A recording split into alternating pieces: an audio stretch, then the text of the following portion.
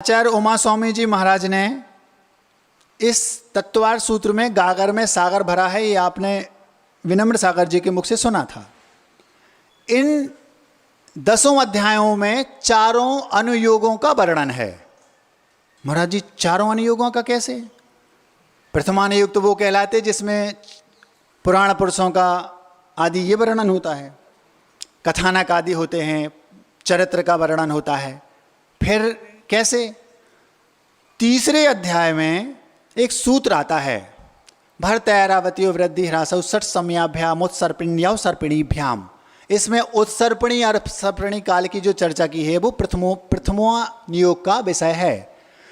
दूसरे अध्याय में, 5वें अध्याय में, 8वें अध्याय में और पहले अध्याय में इसमें द्रव्यानुयोग का वर्णन है। तीसरे और चौथे अध्याय में करणानुयोग का वर्णन है और 7वें, 6ठे, 9वें और 10वें अध्याय में चरणानुयोग का वर्णन है।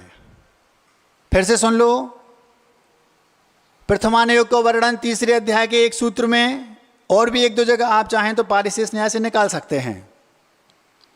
प्रथमानुयोग का वर्णन तीसरे अध्याय के उस सूत्र में जो मैंने आपके सामने रखा, जिसमें उत्सर्पणी और अर्सपर्णी काल की बात की गई। चरणानुयोग का 6वें, 7वें, 9वें और 10वें अध्याय में, पहले, दूसरे, 5वें और 8वें अध्याय में द्रव्यानुयोग का, और तीसरे और चौथे अध्याय में करणानुयोग का वर्णन है। करणानुयोग वो कहलाता है लोकालोक विभक्ते, मतलब कहाँ क्या है। तो हम आज चौथे अध्याय की जो चर्चा कर रहे हैं वो चर्चा करणानुयोग की है। कल आपने पूज्य मुनि श्री निर्मद सागर जी के मुख से मध्यलोक और अधोलोक की चर्चा सुनी थी। आज हम आपको ऊर्ध्वलोक की चर्चा सुनाएंगे। कल आपका मुख कड़वा हो गया होगा, नरकों की चर्चा सुनी थी। हमें तो गुरुदेव के यहाँ से ही मिठाई परोसने के लिए नियुक्त किया गया है। आज का जो चौथा अध्याय है वो शुद्ध मिठाई है, क्योंकि देवों की चर्चा में आनंद ही आनंद है। आपको भी मजा आएगा और हमें भी, खिलाने में भी मजा आएगा और आपको खाने में भी मजा आएगा, क्योंकि चौथा अध्याय है। एक और बात रह गई, वो और रखना चाहता हूं, फिर हम शुरू करते हैं।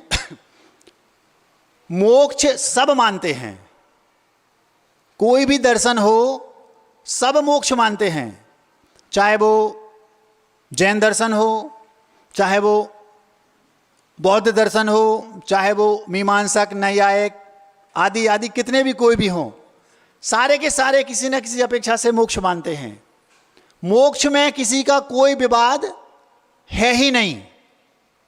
नाम अलग अलग दे देते हैं, वो अलग बात है। कोई जन्नत कहता है, कोई बैकुंठ कहता है, कोई मोक्ष कहता है, अलग अलग, कोई सिद्धालय, कोई सिद्ध शिला, अपने अपने तरीके से। कोई मुक्त हो गए, खड़गी भी बोला जाता है मुक्त जीवों को, न्याय के ग्रंथों में ये शब्द आता है, खड़गी।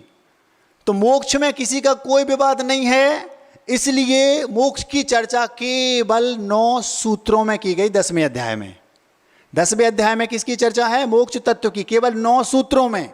लेकिन मोक्ष मार्ग में बहुत विवाद है।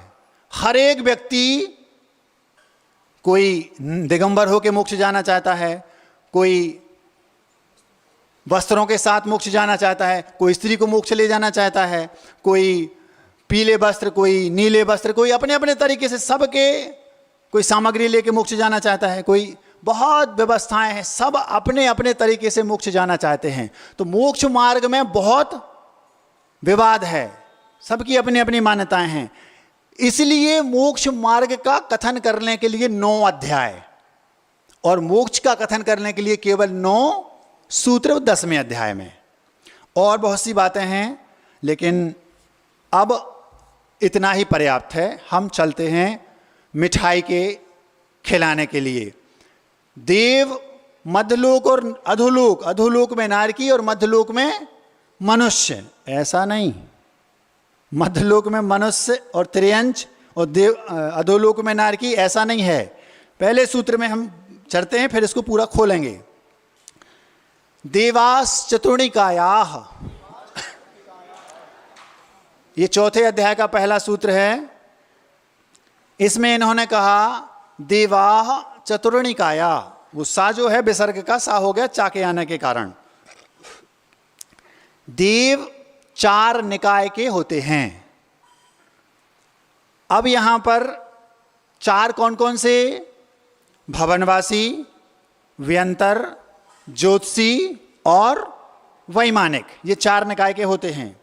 आप लोगों के दिमाग में ये फितूरी होगी कि नारकी नरक में रहते हैं, मध्यलोक में मनुष्य त्रियंच रहते हैं और स्वर्ग में केवल देव रहते हैं। ये आपकी धारणा गलत है। केवल इन 4 में से एक निकाय के देव स्वर्गों में रहते हैं, वैमानिक।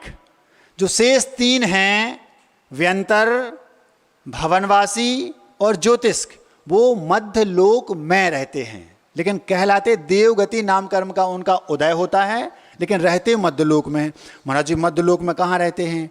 तो जो यहाँ पर निकाय शब्द आया है, इस निकाय शब्द से आप मूल सूत्र देखिए, उसमें जो निकाय शब्द आया है, उस निकाय शब्द से, जैसे आपने पूर्व में सूत्र पढ़ा होगा, प्रांग मानुषोत्रान मनुष्या, मानुषोत्तर के पहले पहले मनुष्य रहते हैं, ऐसा यहाँ कहीं नहीं लिखा। तो आचार्य जी का कहना है निकाय शब्द ये सिद्ध करता है कि केवल एक प्रकार के देव ऊपर रहते हैं, बाकी 3 नीचे रहते हैं। सारे देव वहाँ नहीं रहते। निकाय 4 हैं, लेकिन 3 निकायों के देव यहाँ रहते हैं। तो महाराज जी वो कहाँ रहते हैं? जम्बूद्वीप जो है, जिसमें अभी आप सब हैं, उसमें बीच में सुमेरु पर्वत है। सुमेरु पर्वत के चारों ओर ज्योतिष देव हैं, जो एक निकाय हो गया, वो परिक्रमा लगाते हैं। वे जमीन से 790 योजन ऊपर परिक्रमा लगाते हैं और सुमेरु पर्वत से 1121 योजन दूर। तो वे सारे के सारे मध्यलोक में सुमेरु पर्वत से 1121 योजन दूर और जमीन से 790 योजन ऊपर रहते हैं। आगे के सूत्रों में विस्तार से बताऊंगा। भवनवासी और व्यंतर जो 2 बचे, वे नीचे जो प्रथम स्वर्ग नरक है जहां, वहां पर उसके 3 भाग हैं, खर भाग, पंख भाग और अब्बुल भाग। पहली पृथ्वी के 3 भाग हैं। सबसे नीचे के भाग में तो नारकी हैं, पहले और दूसरे भाग में व्यंतर और भवनवासी देवों के भवन बने हुए हैं, हमारी जिस चित्रा पृथ्वी पर हैं इससे नीचे। और वो केवल वहीं नहीं रहते, उनके 3 निवास स्थान हैं, व्यंतरों के और भवनवासियों के। भवन, भवनपुर और आवास। तो नीचे भवन बने हुए हैं, ऊपर जो मध्यलोक में द्वीप समुद्र हैं, इनके ऊपर उनके भवन बने हैं, उनको भवनपुर बोलते हैं। और खाली स्थानों में, वृक्षों की कोटरों में, जो पुराने 100-100, 200-200 वर्ष प्राचीन वृक्ष होते ना, उनमें और कंदरों में, वनों में, वहाँ पर व्यंतर और भवनवासी देवों के आवास कहलाते, वो वहाँ पर रहते हैं। तो भवन, भवनपुर और आवास, ये 3 प्रकार की व्यवस्था है। आप लोगों ने कभी देखा होगा, उस हम लोगों के लिए कहा गया है कभी भी लघु शंका जाओ तो वहाँ असही निसही का प्रयोग करो, क्योंकि खाली स्थान पर कहीं हम लोग लघु शंका गए, वहाँ हो सकता है व्यंतर अथवा भवनवासी देवों के आवास हों। आवास मतलब मकान नहीं, उन वहाँ पर वो निवास करते हों। क्योंकि जो व्यंतर देव होते हैं उनका काम है यत्र तत्र विचरंती इति व्यंतरा, वो यहाँ वहाँ विचरण करते रहते हैं। मूल शरीर उनका अपने भवन में रहता है, ये बात अलग है। अभी शुरुआत के लिए इतना सुन लो कि 4 प्रकार के देव होते हैं। ऊपर केवल महान पुण्यवान वैमानिक देव रहते हैं, बाकी 3 प्रकार के देव मध्यलोक में रहते हैं। हम आगे चलते हैं। वे देव जो ऊपर रहते हैं अथवा नीचे कहीं भी रहते हैं, सारे के सारे पुण्यवान होते हैं। ये जहां हम हैं मनुष्य लोक में, मनुष्य लोक तो, मनुष्य गति तो एक टिकट घर मात्र है। क्या कहा? स्टेशन से आपको कहीं जाना है, किसी भी स्थान पर जाना है, आपने टिकट ले लिया, टिकट लेने में कितनी देर लगती? 10-5 मिनट, 15 मिनट, आधा घंटा। तो जो हमारा 50-100 वर्ष का जीवन है, ये केवल टिकट लेने जैसा है। आप अच्छे काम करो तो स्वर्ग जाओगे, बुरे काम करो तो नरक जाओगे। नरक की कम से कम आयु 10,000 वर्ष। टिकट लिया आपने 5 मिनट में, जर्नी करनी पड़ेगी आपको 2 दिन 3 दिन। ऐसे ही यहाँ 150 वर्ष में आपने बुरे काम किए, नरक जाओगे कम से कम 10,000 वर्ष और ज़्यादा से ज़्यादा लाखों करोड़ों वर्ष। 33 सागर उत्कृष्ट आयु है नरक की, वहाँ लाखों करोड़ों वर्ष तक थोड़े से समय पाप करने का फल आपको भोगना पड़ेगा। और यही कंडीशन स्वर्गों की है, वहाँ भी कम से कम 10,000 वर्ष की आयु है और उत्कृष्टतम वही 33 सागर, मतलब लाखों करोड़ों वर्ष। यहाँ आपने अच्छे काम करके स्वर्ग का टिकट ले लिया, करोड़ों वर्ष ऐश करोगे, और यहाँ आपने पाप करके गलत काम किए तो नरक जाओगे, वहाँ करोड़ों वर्ष तक काट मार काट लड़ाई झगड़ा करते रहना। और एक बात और, इस सभा में जितने लोग बैठे हैं वे सब कई बार नरक जा चुके हैं और कई बार स्वर्ग जा चुके हैं। आपसे वो अछूता नहीं है स्वर्ग, फर्क केवल इतना है आपको याद नहीं रहता। यदि आपको याद रहने लगे ना, पाप छोड़ दोगे। वहाँ जो देव हैं अवधि ज्ञानी, वो समझते हैं पुण्य का मतलब, तड़पते हैं वो मनुष्य बनने के लिए यहाँ आकर, और हम यहाँ तड़पते हैं स्वर्ग जाने के लिए। विडंबना है, क्या कर सकते हैं। देवास बेदेव कैसे होते हैं, एक एक देव की कम से कम 32 पत्नियां तो होंगी। यहाँ आप एक को तरस रहे, कम से कम 32 होंगी। हालांकि राजवार्तिककार ने 5-6 भी कहा है, लेकिन 5-6 भी कम नहीं कहलाती।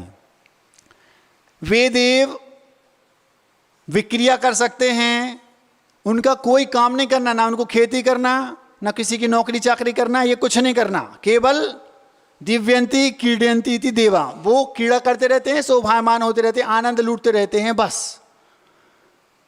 उन देवों के पलकें झपकती नहीं, नख केस आदि होते नहीं, दाढ़ी मूछ आदि, और वे सारे के सारे देव पूरे जीवन पर्यंत सम्यक दृष्टि जो है वो अपने तरीके से और मिथ्या दृष्टि अपने तरीके से सुख का उपभोग करते हैं, और उन्हें दूसरा कोई काम नहीं है।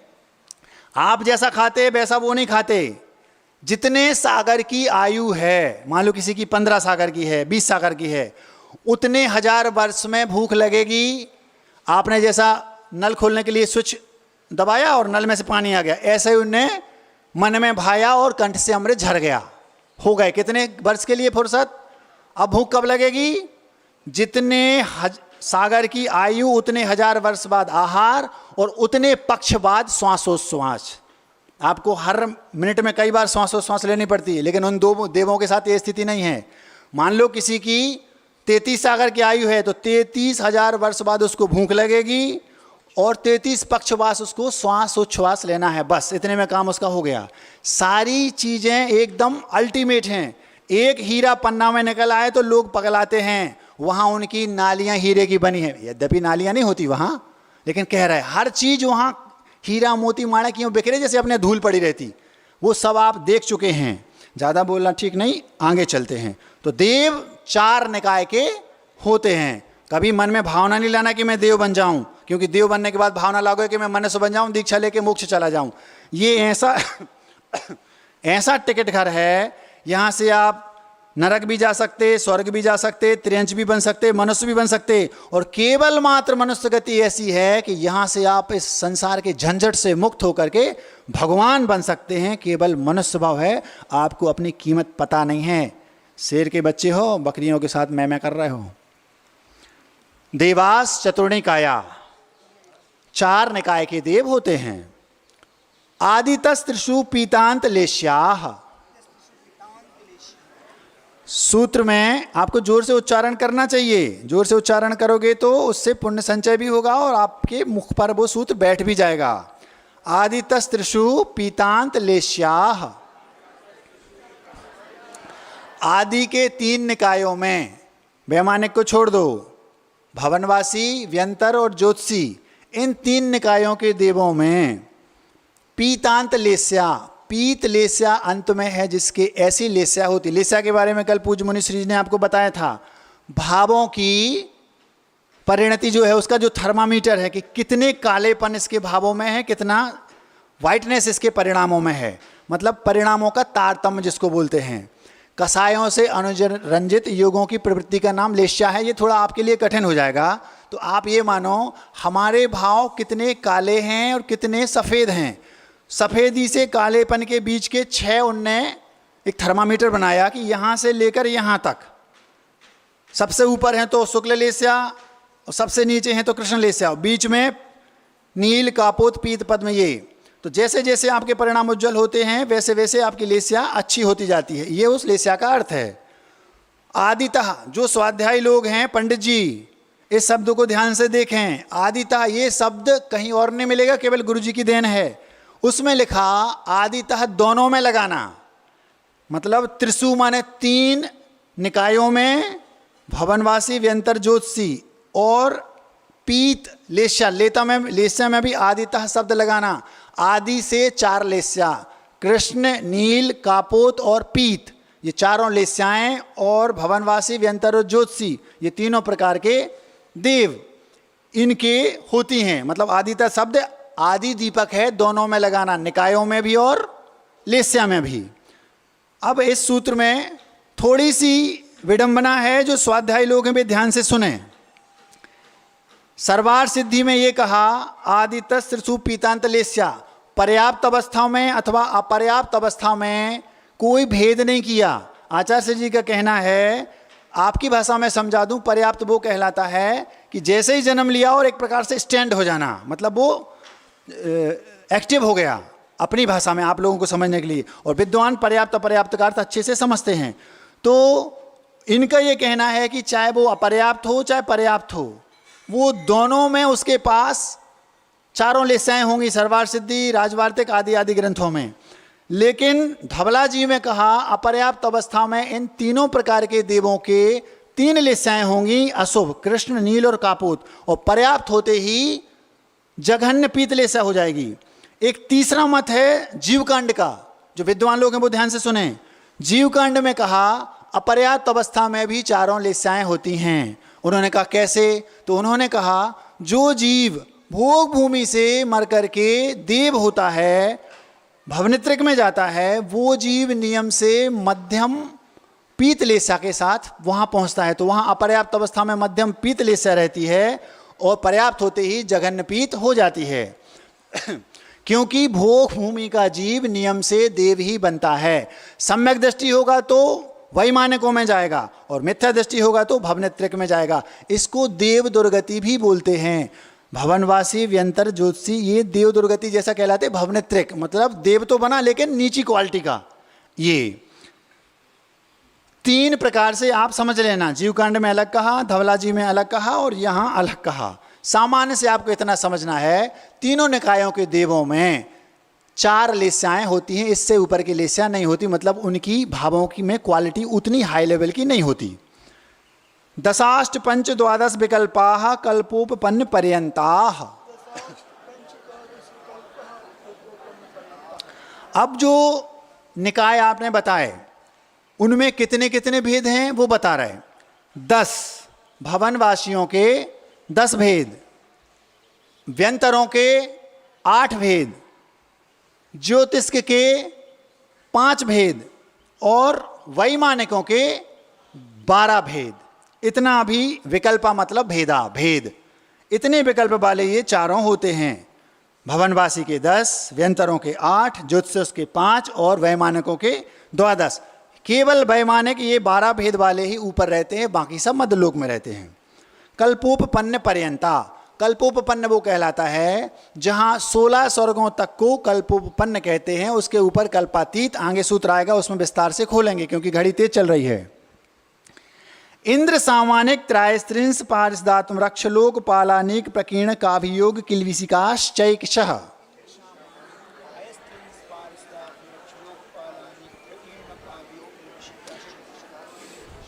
इस सूत्र को थोड़ा ध्यान से समझें। जो ये हमने भवनवासी, व्यंतर, ज्योतिष और वैमानिकों के भेद बताए, उनमें ये 10 प्रकार की व्यवस्था रहती है। जैसे आपके यहाँ राजा होता है, मंत्री होता है, पुरोहित होता है, सभासद होते हैं, पार्षद होते हैं, बॉडीगार्ड्स होते हैं, कोषाध्यक्ष होते हैं, वित्त मंत्री आदि। ऐसी व्यवस्था देवों के यहाँ भी है। वे सारे के सारे देवों के यहाँ, चाहे वो भवनवासी हों, व्यंतर हों, ज्योतिषी हों, वैमानिक हों, सभी चारों प्रकार के निकायों के देवों में ये 10 प्रकार की व्यवस्था है। सभी के यहाँ इंद्र होंगे। इंद्र मतलब बॉस।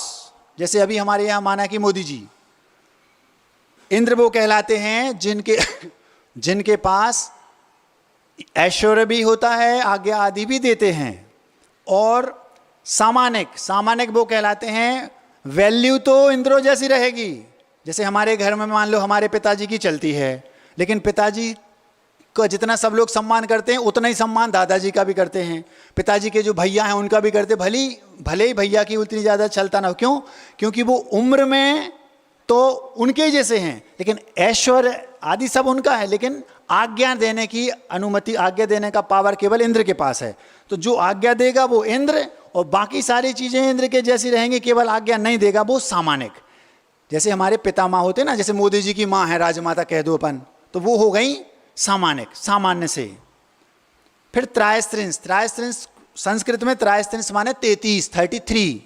तो जो त्रायस्त्रिंस का मतलब होता है मंत्री, 33 ही मंत्री होते जिनके साथ राजा मंत्रणा करता है। जो अच्छा राजा होता है वो नियम से अपने मंत्रियों से मंत्रणा करता है, बिना मंत्रणा किए किसी भी कार्य को वो नहीं करता। ऐसे ही घर में भले ही आप घर के इंद्र हों, मतलब मुखिया हों, लेकिन आपका कर्तव्य है कोई भी निर्णय लें तो अपने जो घर के बुद्धिजीवी जीव हैं उनसे कम से कम एक बार सलाह जरूर कर लें। उनको भी अच्छा लगेगा और उनको भी लगेगा देखो हमारा कम से कम सम्मान तो करते हैं इतना कि हमसे पूछ लिया।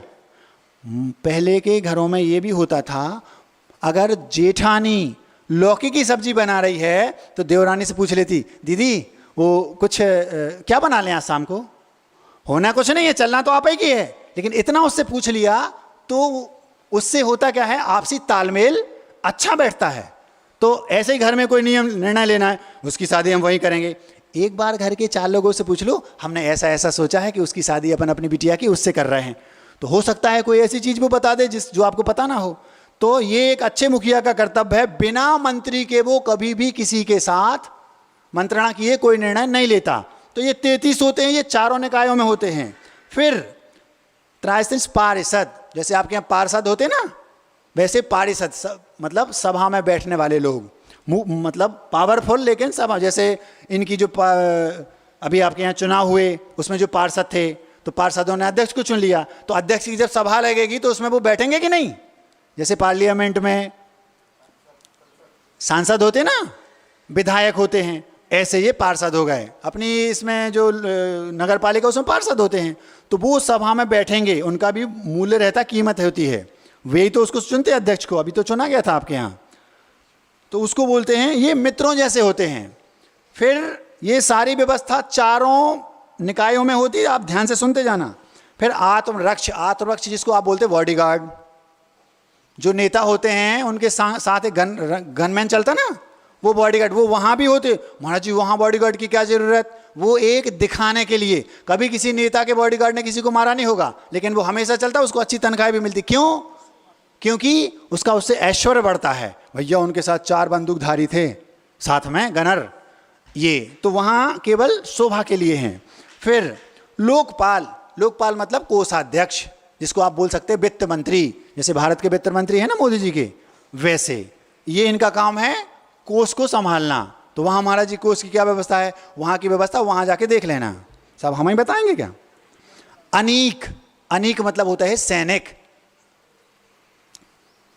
ये शतरंज देखी, शतरंज, उसमें आगे की पंक्ति में वो रहते ना, वो सब पैदल सैनिक होते ना, वो सब अनीक हैं। सबकी ये व्यवस्था वहाँ भी है, ध्यान रखना। प्रकीणक वो कहलाते हैं जो रहवासी होते ना, जैसे मान लो यहाँ है तो यहाँ किसी का घर यहाँ है, किसी का घर वहाँ है, किसी का घर वहाँ है। माड़ने में आपने कभी वो रंगोली फेंकी ना, ऐसे बिखेर देते हैं चमकीली, उसको बोलते हैं, यहाँ वहाँ बिखरे हैं ना, बिखराते हैं गली गली, उसको बोलते प्रकीणक। वो रहवासी देव वहाँ के, पुष्प प्रकीणक, पुष्प फेंक दिए चारों ओर बिखर गए, ऐसे वहाँ रहने वाले सबके अपने अपने निवास स्थान है, उसको प्रकीणक बोलते हैं। मतलब सभा लगी है, उसमें वो जो सामान्य लोग होते हैं उसके लिए भी एक स्थान होता है जनता को, कि वो जनता वहाँ बैठ जाए। कभी अदालत गए हो तो देख लेना, एक स्थान होता है सामान्य जनता को बैठने के लिए। अभियोग्य, ये अभियोग्य कहलाते हैं देवदास। वो पारो वाले देवदास नहीं, देवदास मतलब जो देवों के दास हैं। एक फिल्म थी पारो देवदास, उसमें उसकी जो उसको पारो, वो वाले देवदास नहीं, देवदास मतलब देवों के जो दास हैं। मतलब देखो देवों के यहाँ भी ऐसा है कि इंद्र ने कह दिया आपको हाथी बन के आना है, अब बताओ, मतलब किसी की आज्ञा को पालना पड़ेगा वहाँ। बात समझ में आ रही? तो इसको माने पुण्य तो किया, लेकिन इतना उत्कृष्ट पुण्य नहीं किया कि हम वहाँ ऐश्वर्यवान बन जाएं। पुण्य तो किया, पुण्य का फल तो भोगेंगे वहाँ, लेकिन इतना ज़्यादा नहीं भोग पाएंगे। वहाँ जाकर भी पता चला कि हमें अभियोग जाति का देव बनना पड़ा। उन्होंने कह दिया जाओ यार आप हाथी बन के आओ, अथवा कोई भी काम करो, ऐसा करो वैसा करो। देवों की दास्ता करनी पड़ती, देवों को भी, हीन देवों को छोटे। वो व्यवस्था वहाँ भी होती जैसे यहाँ होती ना, कर्मचारी होते ना राजा के, ऐसा। फिर किल्बिस, किल्बिस के मतलब होते हैं, किल्बिस का अर्थ होता है पाप। जो पाप में प्रचुरता रहती है वो वहाँ जाके किल्बिसिक होते हैं और सभा के सबसे लास्ट में जाके बैठेंगे। आचार्य जी ने तो ये कहा था उनको अंदर आने की अनुमति नहीं होती, ऐसा। तो ये व्यवस्था वहाँ भी है। चैक सहा, चा एक सहा मतलब एक एक में, मतलब चारों निकायों में 10 प्रकार की व्यवस्था होगी। इंद्र भी होंगे, सामानिक भी होंगे, त्रायस्तिंस भी होंगे, मित्र भी होंगे, बॉडीगार्ड भी होंगे, कोषाध्यक्ष भी होंगे, आदि आदि। फिर त्रायस्थ महाराज जी 4 निकायों में से सब में ये व्यवस्था होती है क्या? इस सूत्र से तो ये सिद्ध होता है कि सब में होती है। फिर आगे का जो सूत्र है उसमें वो कह रहे हैं कि 2 जगह गड़बड़ी है। वो क्या है? वो अगले सूत्र में त्रायस्त्रिंस लोकपाल वर्ज्या व्यंतर ज्योतिष्काह। त्रायस्त्रिंस मतलब मंत्री और लोकपाल मतलब कोषाध्यक्ष, ये व्यंतर और ज्योतिष्क में वर्ज्या। 4 निकायों में से 2 निकायों में, ये 10 में से 2 नहीं होते। क्यों? जो हीन जाति के राजा होते हैं, मतलब जो हीन लोग होते हैं, अथवा अंधेर नगरी चौपट राजा, तो वे राजा कभी अपने मंत्रियों से मंत्रणा नहीं करते, उनको जरूरत ही नहीं, इसलिए वहाँ व्यवस्था ये है नहीं। और ऐसे राजाओं के कोष में कुछ रहेगा क्या? खाली रहेगा कोष, क्योंकि उनके पास उतनी बुद्धि नहीं कि कोष भरें कैसे, इसलिए उनको लोकपाल की भी जरूरत नहीं। तो भवनवासियों में 10 प्रकार की व्यवस्था है, व्यंतरों में त्रायस्त्रिंस और लोकपाल को छोड़कर 8 प्रकार की व्यवस्था है। मतलब इंद्र आदि तो होंगे लेकिन ये 2 नहीं होंगे, त्रायस्त्रिंस और लोकपाल। और ज्योतिष्कों में भी ये त्रायस्त्रिंस और लोकपाल नहीं होंगे, और वैमानिकों में 10 होंगी। मतलब 2 निकायों में 10 प्रकार की व्यवस्था और 2 निकायों में 8 प्रकार की व्यवस्था। यहाँ तक अपन आ गए। फिर पूर्योर द्विंद्रा, पूर्व के 2 निकायों में 2-2 इंद्र होते हैं। पूर्व के 2 निकाय कौन से? भवनवासी और व्यंतर। देखो, जिस प्रजा के 2 राजा हैं वो प्रजा पुण्यहीन है। तो पुण्य तो किया लेकिन इतना नहीं किया कि हमें 1 राजा मिलता। अब 2 राजा मिलेंगे तो पुण्यहीन तो होंगे ही। तो भवनवासियों के 2 इंद्र होते हैं और व्यंतरों के भी 2-2 इंद्र होते हैं। वहाँ की प्रजा पुण्यहीन है और वे राजा भी पुण्यहीन हैं जिनको 2-2 इंद्र बनना पड़ रहा। मतलब 2 राजा हैं, मतलब पूर्ण राज्य नहीं है, तो वे भी पुण्यहीन है। तो राजा भी, शासक भी पुण्यहीन और प्रजा भी पुण्यहीन। इन दोनों में, भवनवासियों में और व्यंतरों में, इनके 2-2 इंद्र होते हैं। कभी आप लोगों ने शांति विधान पढ़ा होगा, उसमें एक एक का नाम आता है, वो इसी से सिद्ध होता है। अभी आगे और विस्तार से बताएंगे। आप लोगों ने ये सुना होगा ना, सत इंद्र नमत कर शीशधार। कभी मन में आया ये 100 इंद्र कौन से? भवनवासियों के 10 इंद्र और पूर्व और द्विंद्रा, ये सूत्र है। तो मतलब 10 प्रकार के, अभी अपन ने पढ़ा था, तीसरे सूत्र में पढ़ा था, भवनवासियों के 10 प्रकार होते हैं। तो 10 प्रकार में 10 इंद्र होंगे। तो 2 इंद्र, तो 2-2 इंद्र होते पूर्व के निकाय। तो भवनवासियों में 10 की जगह हो गए, दूने तो हो गए 20। तो 20 इंद्र और 20 प्रतीन्द्र। तो भवनवासियों के 40, भवनालय 40। फिर व्यंतरों के अपन ने देखो तीसरे सूत्र में 8 लिखे थे भेद। 8 व्यंतरों के इंद्र, और चूंकि ये सूत्र कह रहा है पूर्व द्विंद्रा, तो व्यंतरों के भी 2 इंद्र हैं। तो 8 और 8 16 इंद्र हो गए, उनके 16 प्रतीन्द्र। तो 16 दूनी 32। भवनालय 40, व्यंतर देवान हो 32। तो 40 और 32 भवनवासियों के 40 और व्यंतरों के 32, तो हो गए 72। फिर कप्पा मर 24। कप्पा मर माने कल्पवासियों के, मतलब ऊपर के जो वैमानिक हैं उनके 24, क्योंकि अपन ने भेद पड़े यहाँ 12। तो 12 इंद्र और 12 प्रतीन्द्र। महाराज जी इनके डबल क्यों नहीं किए? क्योंकि पूर्व और द्विंद्रा ये है, वैमानिकों के दो दो इंद्र नहीं होते, क्योंकि वो पुण्यवान है, वहां पर एक एक इंद्र ही होता है। तो एक इंद्र एक प्रतिइंद्र, तो ऐसे 12 भेदों में 12 इंद्र और 12 प्रतिइंद्र, तो हो गए 24। 72 में 24 जोड़ दो, कितने हो गए? 96।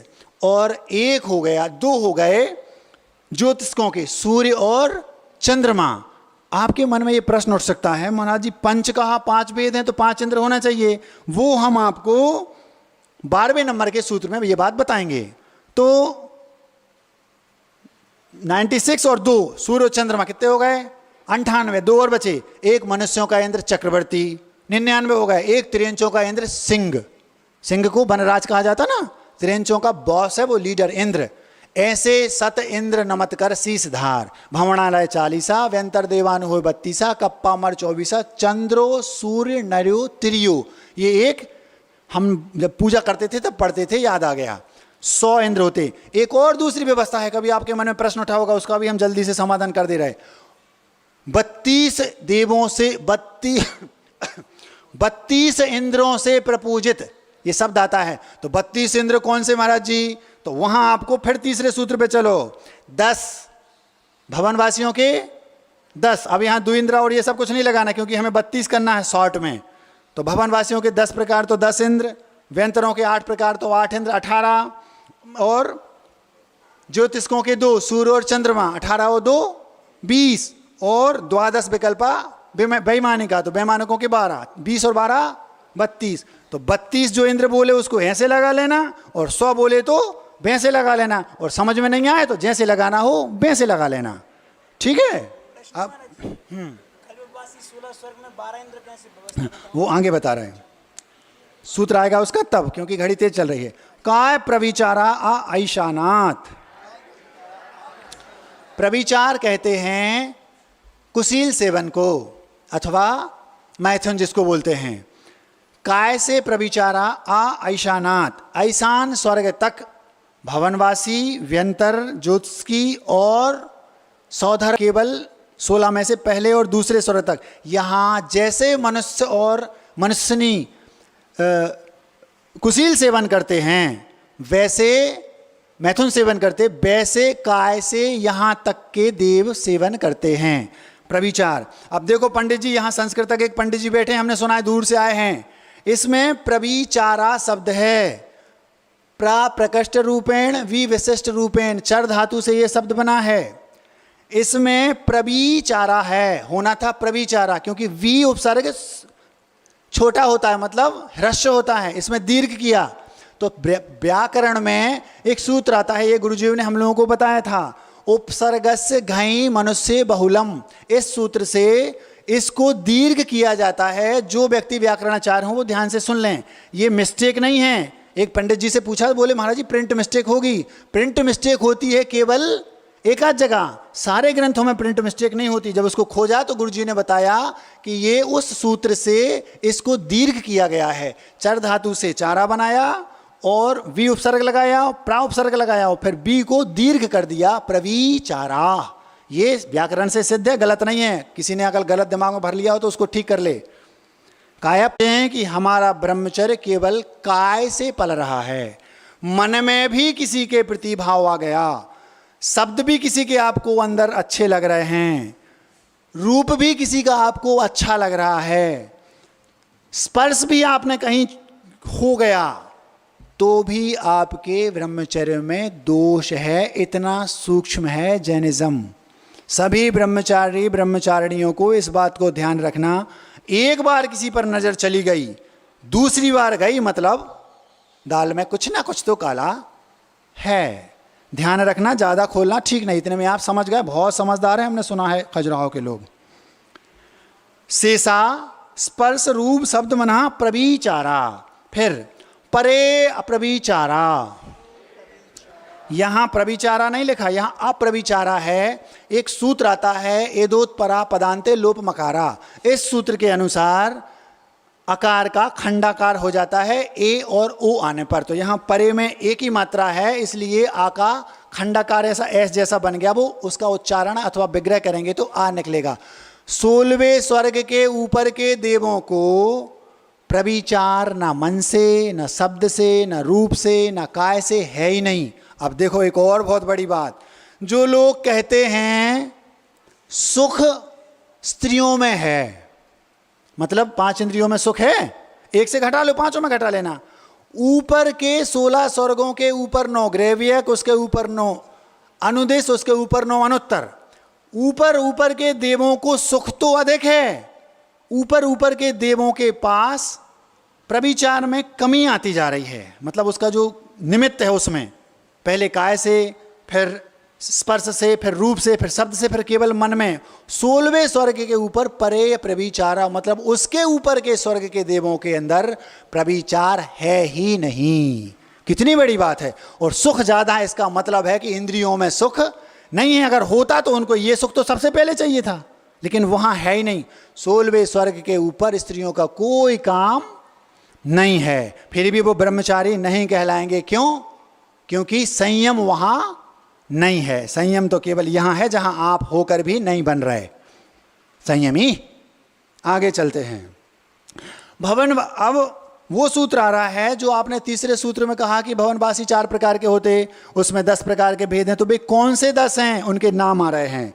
भवनवासिनो सुरनाग विद्युत सुप्रनाग्नि वातस्तनि तो दधि दीप द्विक कुमाराह।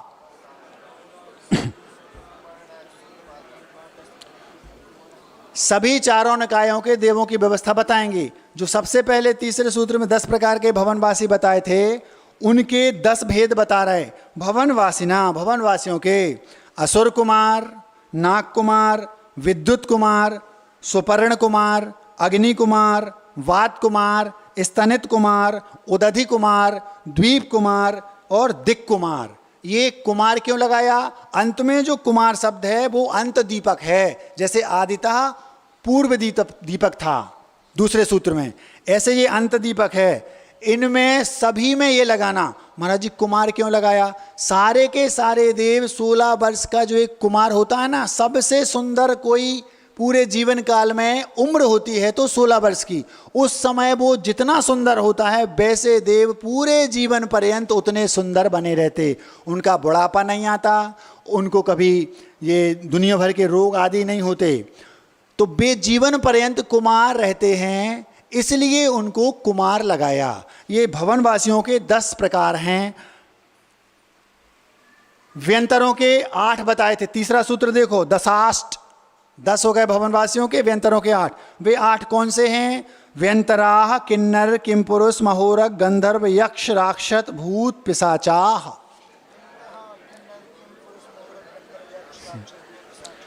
इसमें एक बात और बतानी है। भवनवासियों में, भवनवासी उन 3 निकायों में हैं जो मध्यलोक में रहते हैं। तो इसमें से जो खर भाग और पंख भाग है इसके नीचे, उसमें सबसे नीचे जो पंख भाग है उसमें असुर कुमार रहते हैं 10 में से, और शेष 9 ऊपर वाले पंख भाग में रहते। ऐसे व्यंतरों में राक्षस पंख भाग में रहते नीचे, और बाकी के साथ ऊपर वाले में रहते भवन बने। बाकी उनके आवास और भवन पर तो मध्यलोक में यहाँ पर हैं, द्वीप समुद्रों के ऊपर और वृक्ष आदि की कोठरों में, वो अलग। कभी भी अपने दिमाग में ये फितूरी मत रखना उनकी अकाल मृत्यु हो गई, एक्सीडेंट हुआ था तो वे भूत बन गए, व्यंतर बन गए, परेशान कर रहे। ऐसा कभी होता नहीं। मतलब उनकी आत्मा भटक रही, आत्मा कभी किसी की भटकती नहीं। होता क्या है, किसी का अकाल मरण हुआ, जैसे ही अकाल मरण हुआ दूसरे तीसरे 3 समय, एकम 2 3 वाहन का 3 समय, मतलब 1 सेकंड से भी कम समय में वो जीव दूसरी गति में जन्म ले लेगा। ये नियम है। कोई भी जीव अकाल मरण के बाद भटकती नहीं आत्मा। ये दिमाग में अगर हो तो फितूरी निकाल देना।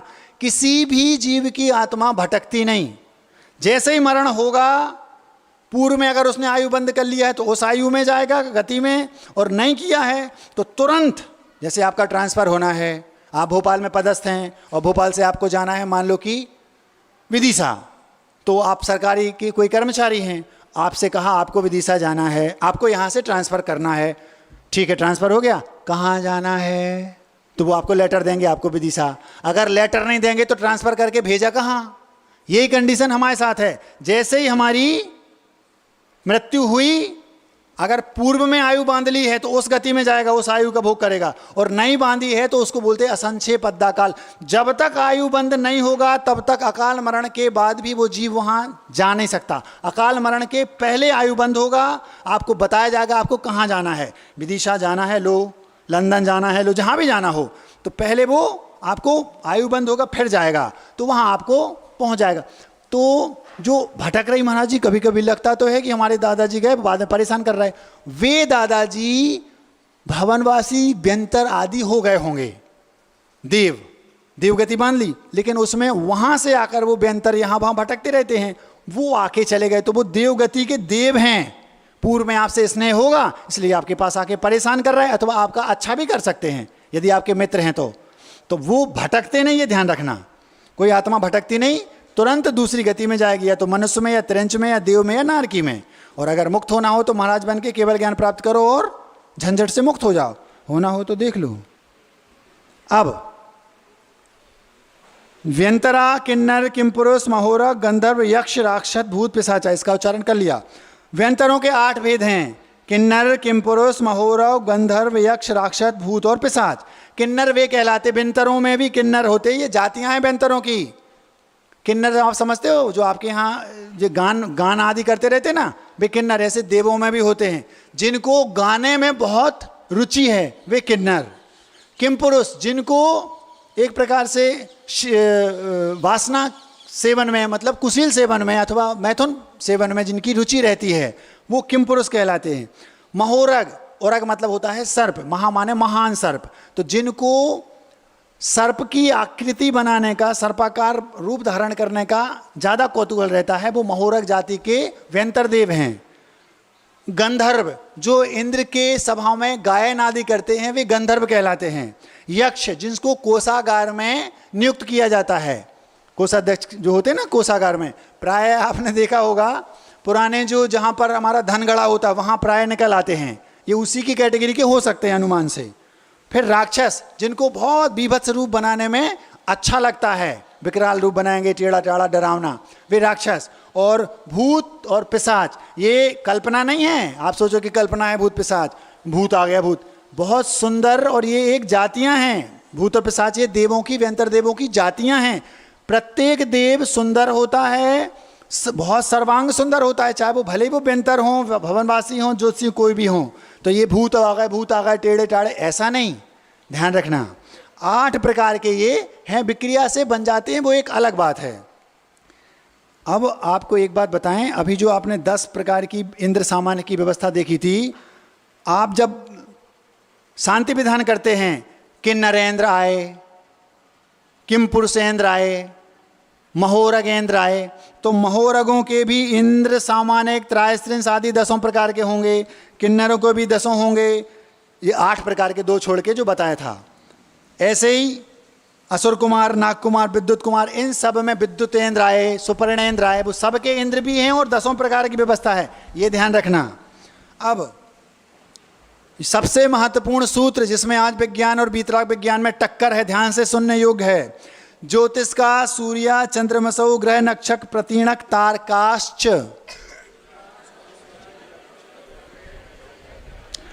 तीसरे प्रकार के तीसरे सूत्र में बताए थे ज्योतिष के देवों के 5 भेद हैं। वे 5 कौन से हैं? तो सूर्य, चंद्रमा, ग्रह, नक्षत्र और तारे। प्रकीर्णक और तारे ये अलग अलग नहीं है, प्रकीर्णक तारे मतलब बिखरे हुए तारे, ये अर्थ लगाना। 5 भेद हैं ज्योतिषियों के। ये आज वर्तमान में जो विज्ञान में गड़बड़ी हो रही है, इस सूत्र में उसका बहुत बड़ा रहस्य है। सूर्य और चंद्रमा, पहले तो आपको ये बता दूं, जो 10-10 की व्यवस्था अथवा 8 की व्यवस्था भी इंद्र आदि की भवनवासियों में और व्यंतरों में थी, वो व्यवस्था यहाँ भी है, लेकिन नक्षत्रों के 10 प्रकार नहीं होंगे, ग्रहों के 10 प्रकार इंद्र सामानिक आदि नहीं होंगे, चंद्रमा के केवल चंद्रमय का इंद्र, चंद्रमय का प्रतीन्द्र, चंद्रमय का सामानिक, चंद्रमय का मंत्री, चंद्रमय का कोषाध्यक्ष, ऐसा व्यवस्था यहाँ नहीं है। यहाँ विभक्ति तोड़ी है सूर्य चंद्रमसौ, इसलिए अभी आपने जो 100 अथवा 32 इंद्र गिने थे उसमें 2 गिने थे इंद्र, सूर्य और चंद्रमा, तो विभक्ति तोड़ी, इसमें रहस्य है। वो व्यवस्था यहाँ नहीं है। यहाँ केवल इतनी व्यवस्था है कि सूर्य और चंद्रमा दोनों इंद्र हैं। राजवार्तिककार ने चंद्रमा को इंद्र और सूर्य को प्रतींद्र बताया। ये एक और महत्वपूर्ण बात, ये जो सूर्य चंद्रमा हैं, ये हमें जो दिख रहे हैं, ये उनके निवास स्थान है, ये विमान हैं। सूर्य विमान, चंद्र विमान, ग्रह विमान, नक्षत्र और तारे, इनमें ज्योतिषी देव रहते हैं। जो ये कह रहे हैं हम चंद्रमा पर पहुंच गए, कभी पहुंच नहीं सकते। क्यों? क्योंकि पृथ्वी तल से, जिसको हम पृथ्वी बोल रहे हैं, यहां से ध्यान से सुनना, इससे 790 योजन ऊपर जो सुमेरु पर्वत है, सुमेरु पर्वत से 790 योजन ऊपर सबसे नीचे हमारे पास सबसे निकट में तारे हैं। साइंस ऐसा नहीं मानता, सबसे नीचे तारे हैं। उसके 10 योजन ऊपर जाकर सूर्य है, उसके 10 योजन ऊपर 80 योजन ऊपर जाकर चंद्रमा है, उसके 4 योजन ऊपर जाकर नक्षत्र हैं, उसके 4 ऊपर योजन जाकर बुध है, उसके 3 योजन ऊपर जाकर शुक्र हैं, उसके 3 ऊपर योजन जाकर गुरु है, उसके 3 योजन ऊपर जाकर मंगल ग्रह है, जहाँ पर साइंस पहुँचने की दावा कर रहा है, और उसके 3 योजन ऊपर जाकर शनि है। अब आप सोचो, चंद्रमा के नीचे सूर्य है, तो सूर्य को लांग करके चंद्रमा पर पहुँच सकते क्या? जला देगा वो, यहीं तो जला देता है गर्मियों में।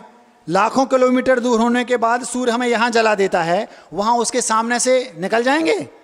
कभी फितूरी में मत रहना, कभी भी चंद्रमा पर कोई वैज्ञानिक जा नहीं सकता। यदि वो कह रहा है, हमने तो सुना है प्लाटिंग भी हो गई, कुछ प्लाट बिक भी गए हैं, ये सब फालतू की बातें हैं।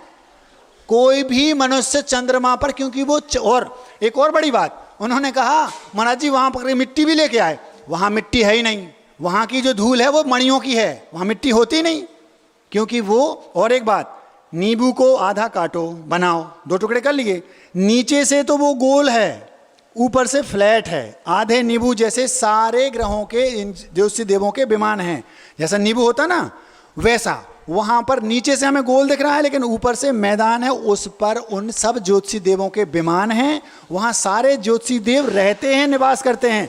एक देव में इतनी ताकत है कि पूरे छत खजुराहो को हिला देगा, और वैज्ञानिक वहाँ पहुँच गए, वो कुछ नहीं कहेगा, आओ भैया चाय पी लो, ऐसा बोलेगा? ऐसा होता नहीं। कभी भी कोई भी वैज्ञानिक चंद्रमा पर, मंगल पर तो और नहीं जा सकते, क्योंकि और ऊपर है वो। चंद्रमा, सूर्य और अग्नि, इनमें इतना अंतर है, अग्नि मूल में भी गर्म है, उसकी किरणें भी गर्म हैं। चंद्रमा मूल में भी ठंडा है और उसकी किरणें भी ठंडी हैं। सूर्य मूल में ठंडा है लेकिन उसकी किरणें गर्म हैं। महाराज जी हम ये कैसे मान लें? तो पहले तो ये सुनो, 12,000 किरणें चंद्रमा की हैं और 12,000 किरणें सूर्य की हैं।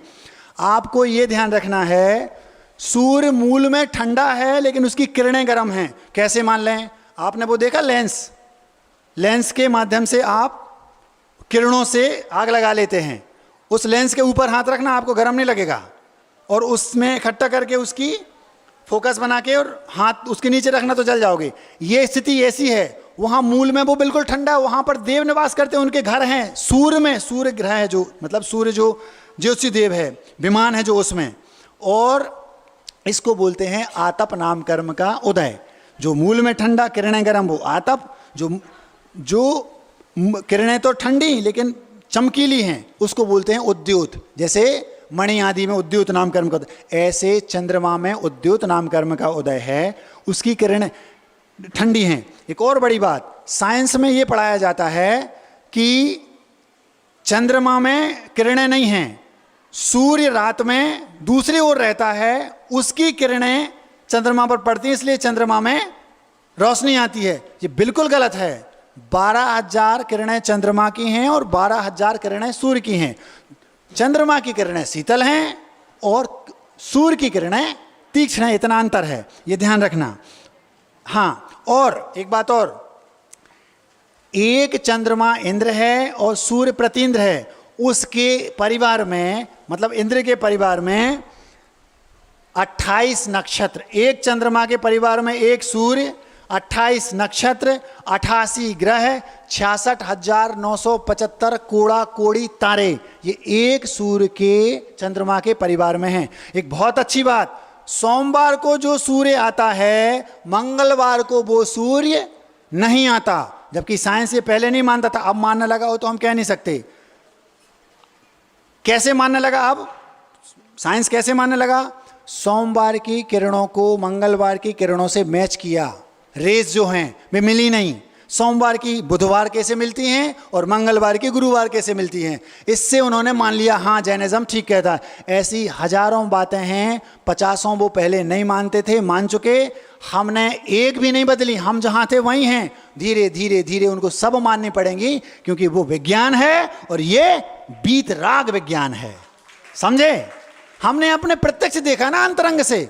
हमारे सर्वज्ञ ने जो देखा वो बोल दिया, महाराजों ने, आचार्यों ने लिख दिया। गड़बड़ होने का कोई काम है नहीं आपके पास।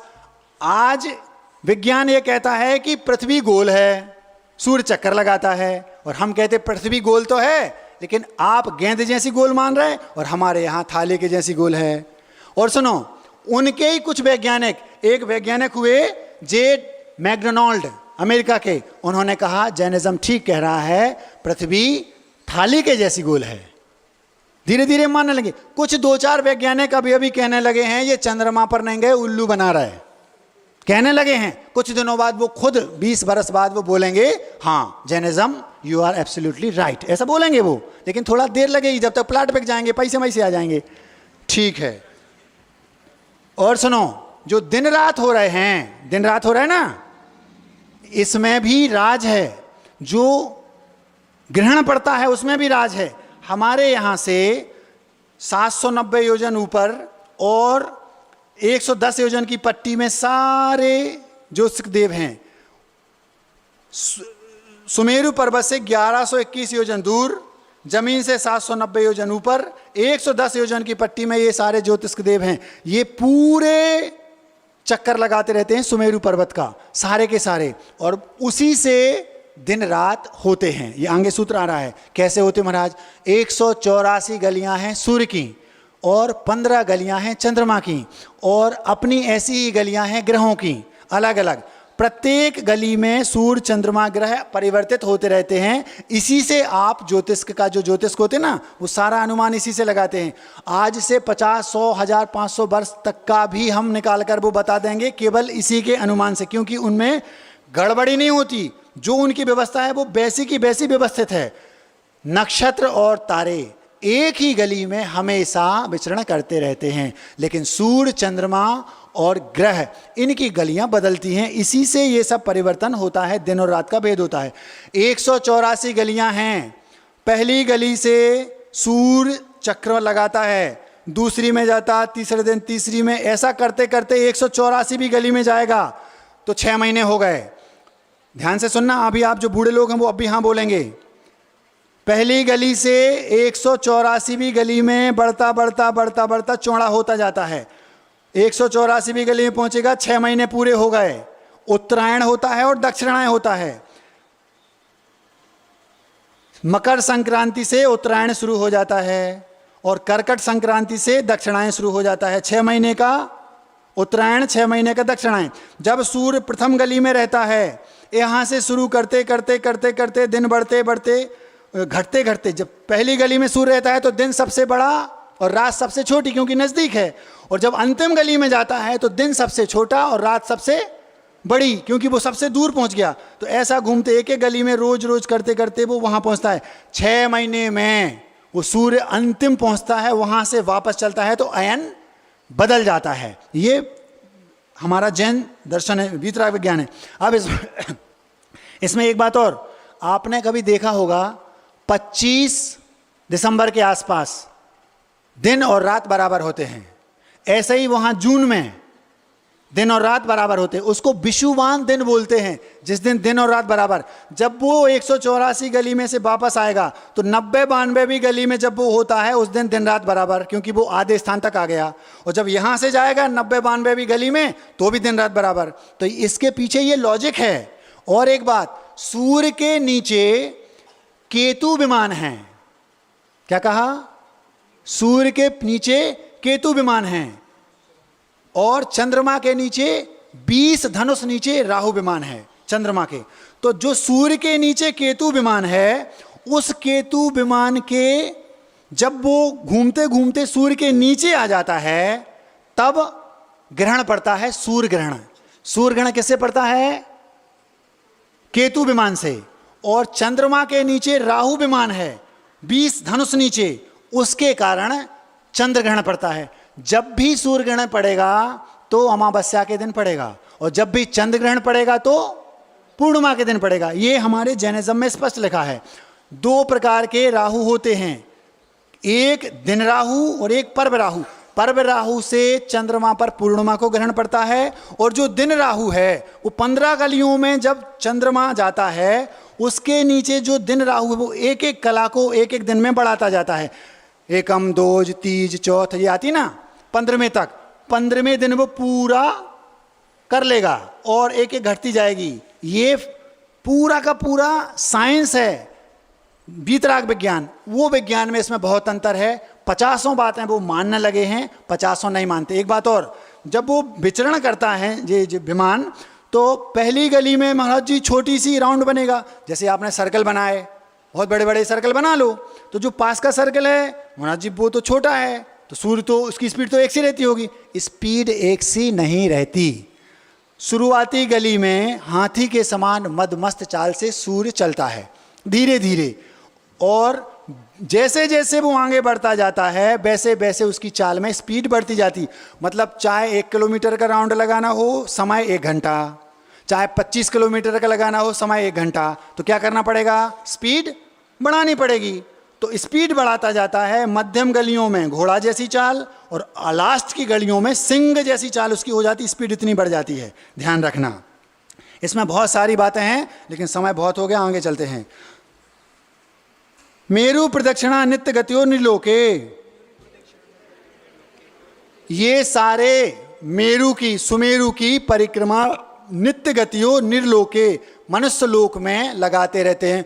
महाराज जी नारकियों के और देवों के जो 33 सागर अथवा 10,000 वर्ष ये जो उनने बताई, वहाँ तो ये सूर्य होते नहीं, तो वहाँ की समय की गणना कहाँ से होती?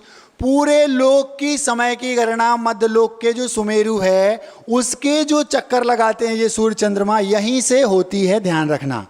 ये सारे ज्योतिष की देव मेरु की प्रदक्षिणा लगाते रहते हैं, इसी से दिन रात, पूर्णिमा, अमावस्या आदि आदि होते हैं, ध्यान रखना। एक और बात, 5 वर्ष में, 1 वर्ष में चंद्र दिवस और सूर्य दिवस में 12 दिन का अंतर आता है। जो वृद्ध लोग हों वो जानते होंगे, 5 वर्ष में 2 मास बढ़ते हैं। वो 2 मास बढ़ने का कारण यही है, चंद्र दिवस और सूर्य दिवस में हल्का सा अंतर रहता है, तो 12 दिन का 1 वर्ष में अंतर आ जाता है। तो उसको लेवल करने के लिए एक्स्ट्रा जो अधिक मास होता ना, 5 वर्ष में 2 अधिक मास होते हैं, वो इसलिए आते, ध्यान रखना। सब कुछ व्यवस्थित है, दिमाग आपका व्यवस्थित नहीं है बस। मेरु प्रदक्षिणा नित्य गतुर निर्लोके, निर्लोके क्यों कहा, स्त्री लोके क्यों नहीं कहा? क्योंकि आचार्य श्री जी ने कहा इस पूरे मनुष्य लोक को छूने की, एक एक प्रदेश को छूने की ताकत मुनिराजों में है। जब वो समुद्घात करते हैं, स्त्री कभी ऐसा नहीं कर सकती, इसलिए उसको निर्लोक नहीं कह के स्त्री लोक ना कह के निर्लोक कहा। आज की स्त्रियां पुरुष बनना चाहती हैं, इस सूत्र को पढ़ लें तो अकल ठिकाने आ जाएगी। तत्कृतः काल विभागा, उनके गति से, ज्योतिषी विमानों के जो घूमना हो रहा है उसकी गति से काल का विभाग होता है, ये हम आपको बता चुके हैं। स्पीड बढ़ाना पड़ेगी क्योंकि घड़ी बहुत तेज चल रही है। वहीरवस्थिता, 2.5 दीप के बाहर जितने भी ज्योतिष्क देव हैं वे अवस्थित हैं। मतलब 2.5 द्वीप मतलब जम्बूद्वीप, लवण समुद्र, धातिखंड द्वीप और कालोदधी समुद्र और पुष्करवर द्वीप आधा।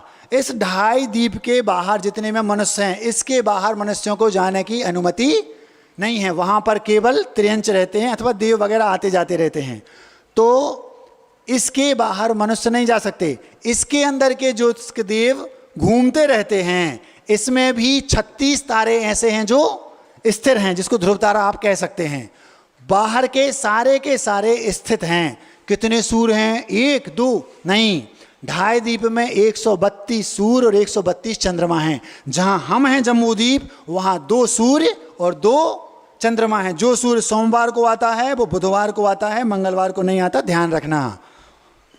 इसके बाहर दूसरे, जैसे ये हो गया क्या, जम्बूद्वीप, इसमें 2 सूर्य 2 चंद्रमा, फिर लवण समुद्र, उसमें 4 सूर्य 4 चंद्रमा, फिर धातकीखंड द्वीप, उसमें 12 सूर्य 12 चंद्रमा, फिर उसके बाद कालोदधी समुद्र, उसमें 42 सूर्य 42 चंद्रमा, उसके बाद पुष्करार्ध, उसमें 72 सूर्य 72 चंद्रमा। इन 2.5 द्वीप के मिला लो तो 132 सूर्य और 132 चंद्रमा। इसके बाहर जो एक राजू तक अंतिम तक जाके असंख्यात द्वीप और असंख्यात समुद्र हैं, उनमें केवल स्थित हैं पूरे विमान जो ज्योतिष देव हैं, लेकिन असंख्यात सूर्य और असंख्यात चंद्रमा हैं। ध्यान रखना, कभी आप लोग ये पढ़ते ना 7 करोड़ और 72 लाख, ये पढ़ते ना, तो सूर्यों के कितने बताते, ज्योतिषों के कितने बताते, असंख्यात, क्योंकि उनकी संख्या नहीं है। एक एक के विमान में एक एक अकृत्रिम चैत्यालय है, लेकिन उनकी संख्या इसलिए नहीं है क्योंकि जब वो रहने वाले असंख्यात हैं तो उनके मंदिर भी, जनाला भी असंख्यात होंगे, इसलिए वहां पर गिनती नहीं लिखी। पढ़ो, वो याद करो तो याद आ जाएगा। 7 करोड़ और 72 लाख जो पढ़ते ना मेहमान भवनवासियों के, ऐसा। आगे चलते हैं।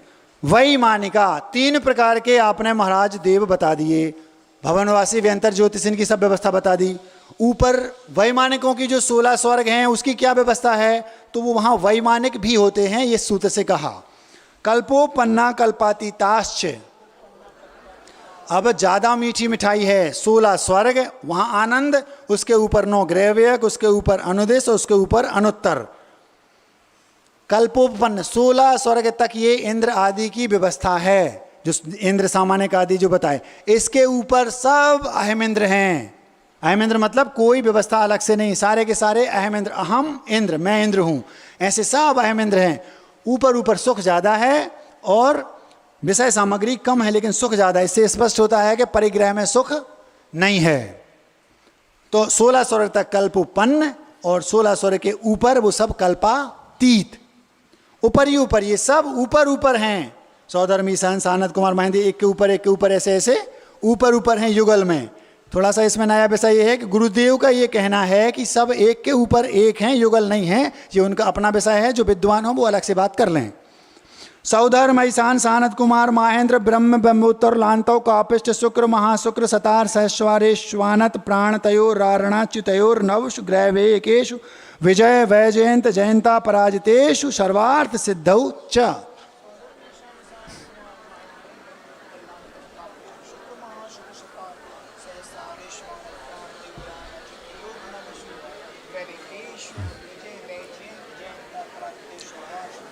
जे 16 स्वर्गों के नाम हैं, आप ठंडे दिमाग से पढ़ लेना।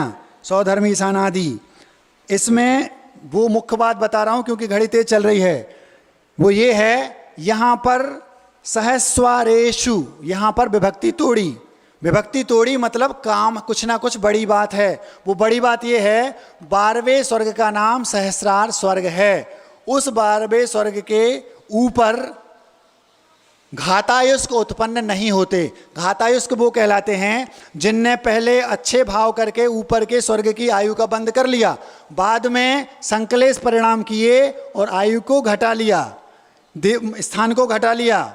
मतलब जाना था माना कि ग्रहव्यक में, लेकिन बाद में संकलेश परिणाम किए और फिर जाके सौधर्म स्वर्ग में आ गए। ये घातायुष्क कहलाते हैं। इसलिए विभक्ति तोड़ी। 12वें स्वर्ग के ऊपर के देव शुक्ल लेस्या के होते हैं, उनके यहाँ ये व्यवस्था नहीं बनती। फिर आनत और प्राणत। हाँ, एक बात और महाराज जी ने बताई कि यहाँ तक के देव यहाँ आकर त्रियंच बन सकते हैं। इसके ऊपर के नियम से मनुष्य ही बनेंगे। ग्रहवेयक, अनुदेश और अनुत्तर के मनुष्य जो यहाँ आते हैं, वे कभी भी 8 वर्ष अंतर्मूर्त से पहले मरण को प्राप्त नहीं होते, क्योंकि वहाँ की व्यवस्था ऐसी है। फिर आणत प्राणतयो, यहाँ फिर विभक्ति तोड़ी। सूत्र देखो तो यहाँ विभक्ति तोड़ी का कारण ये है, यहाँ से पहले तक एक एक हाथ हाइट घट रही थी। प्राणत से, आनत प्राणत से 14वें स्वर्ग के बाद आदि आदि घटती है। जैसे सौधर्म ईशान में 7 हाथ लंबाई देवों की 7 हाथ है, अवगाहना जिसको बोलते हैं। सानत कुमार महेंद्र में 6 हाथ, फिर 5वें 6वें 7वें 8वें में 5 हाथ, 9वें 10वें 11वें 12वें में 4 हाथ, 13वें 14वें में 3.5 हाथ, 15वें 16वें में 3 हाथ, फिर ग्रैवियक में अधोग्रैवियक में 2.5 हाथ, मध्यम 3 ग्रैवियक में 2 हाथ, ऊपरी 3 ग्रैवियक में 1.5 हाथ, उसके ऊपर अनुदिश में और अनुत्तर में 1 हाथ, अथवा एक मत के अनुसार अनुदिश में 1.25 हाथ और ऊपर सर्वार सिद्धि आदि में 1 हाथ। ऊपर के देवों को सुख ज्यादा है, हाइट कम है, इससे ये सिद्ध होता है ज्यादा हाइट बढ़ाने के चक्कर में मत रहो। आगे चलते हैं। फिर विभक्ति तोड़ी ग्रह अच्युत आरण अच्युत्योर, यहाँ 16वें स्वर्ग में विभक्ति तोड़ी। 16वें स्वर्ग तक कपड़े वाले जा सकते हैं, उसके ऊपर जाने के लिए तो वस्त्र उतारने पड़ेंगे। महाराज हमें जाने ही नहीं है क्योंकि वहाँ स्त्रियां भी नहीं हैं, आपकी मर्जी। उसके ऊपर नवसु ग्रैवे केसु, तो नवसु में विभक्ति तोड़ी मतलब 9 ग्रैव्यक होते हैं, और नवसु में तोड़ी मतलब 9 नवसु से 9 अनुदिश भी होते हैं। 16 स्वर्ग के ऊपर 9 ग्रैव्यक, उसके ऊपर 9 अनुदिश, इसलिए विभक्ति तोड़ी।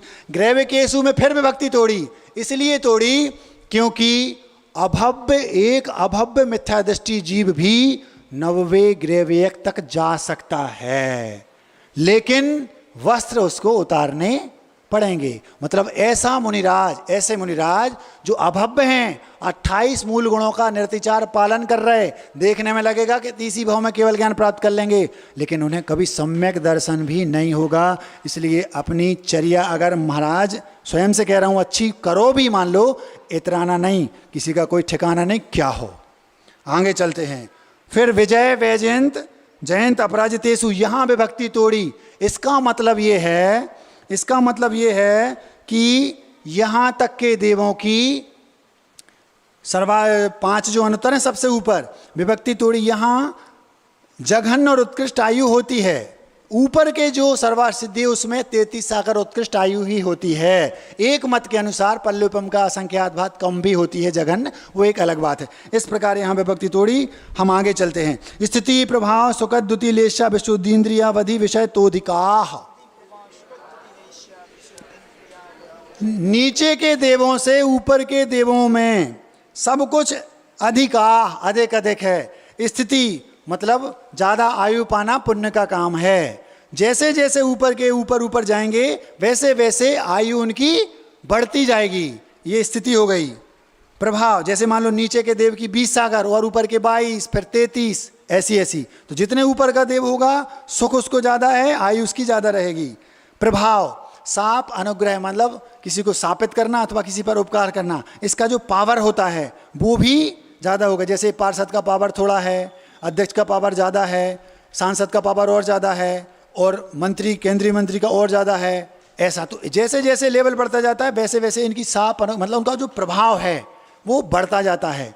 सुख जैसे जैसे ऊपर जाते हैं वैसे वैसे सुख में वृद्धि होती जाती है, जबकि वहाँ स्त्रियाँ नहीं हैं, परिग्रह नहीं हैं। इसका मतलब है कि परिग्रह में सुख नहीं है। बार बार कहना पड़ रहा है। महाराज पंचों की मानी, पंचायत की मानी, मानेंगे सबकी लेकिन करेंगे अपने मन की। द्युति मतलब तेज प्रकाश, वो किसका? द्युति मतलब ऊपर के देवों का, शरीर का, उनके आभूषण आदि का प्रकाश, कांति ज़्यादा है, चमक ज़्यादा। जितना पैसे वाला पुण्यवान जीव होगा उसके चेहरे की चमक उतनी ज़्यादा होती, चेहरे से समझ में आ जाता है कि ये पुण्यवान है। उसके वस्त्रों पे जो उसकी वाइटनेस होती है ना, उसका एक अलग ही तेज रहता है, उसको देख के समझ में आ जाता है कि भैया ये बड़ी पार्टी है। लेस्या विशुद्धि, कुछ लोग लेस्या को अलग पढ़ते, विशुद्धि को अलग, ऐसा होता नहीं। लेस्या की विशुद्धि को लेस्या विशुद्धि कहते हैं, मतलब परिणामों की निर्मलता। इंद्रिय विषय और अवधि विषय को दोनों में लगाना। इंद्रिय का विषय ऊपर के देवों का ज़्यादा होता है, मतलब जैसे हमें 5 फीट का दिख रहा, किसी हमसे ज़्यादा पावरफुल महाराज है उनको 50 फीट का आगे का दिख रहा और पावरफुल है। चक्रवर्ती अपने घर की छत से सूर्यबिंब में जो कृत्रिम चैत्यालय में भगवान विराजमान है उनके दर्शन कर लेता, उसकी इंद्रिय का विषय इतना टाइट है, आप तो सूर्य को नहीं देख पाते हैं। और अवधि का विषय, ऊपर के देवों का अवधि ज्ञान का विषय ज़्यादा है। विस्तार से कहेंगे तो रात हो जाएगी। आगे चलते हैं। गति शरीर परिग्रह अभिमान तो हीना, जैसे सुख आदि में वृद्धि हो रही है, अच्छी चीज़ों में वृद्धि हो रही है ऊपर के देवों में, ऐसे ही नीचे ऊपर के देवों में गति, जितने ज़्यादा अच्छे लोग होंगे, गंभीर, वे घुमाई फिराई कम करते हैं। घुमक्कड़ लोग पुण्यहीन होते हैं, बहुत घुमक्कड़। जब देखो, जब आज कुल्लू गए, कल मनाने गए, परसों वहाँ गए, कल यहाँ गए, जो घुमा फिरा करते ना, पुण्यवान लोग ज़्यादा दौड़ धूप नहीं करते। ऊपर के देव भगवान के पंचकल्याणकों में भी केवल मात्र ये जो अच्छे लोग होते हैं, जैसे ये लोकांतिक देव, केवल वैराग्य की पुष्टि करने, प्रशंसा करने आते बस। और जो ऊपर के और देव हैं वो भी नहीं आते, सर्वार्थ सिद्धि आदि की। क्यों? ज़्यादा घूमना फिरना पुण्यवान अच्छे लोगों को पसंद नहीं। आप तो दिन भर घूमते रहते हैं। शरीर हीन है। ऊपर के देवों का शरीर छोटा होता गया, 7 हाथ, 6 हाथ, 5 हाथ, सर्वार्थ सिद्धि का 1 हाथ। फिर परिग्रह में सुख होता, तो सुखी जीवों का परिग्रह कम क्यों? जितना कम परिग्रह रखोगे उतना आनंद आता है। आपके साथ उल्टा होता है, इसलिए तो दुखी हो। अभिमान, जितना पुण्यवान होगा उसका अभिमान, मान कसाय उतनी कम होगी। ऊपर के देवों की मान कसाय कम है, सुख ज्यादा है। पीत पद्म शुक्ल लेशा द्वि त्रि शेषेषु।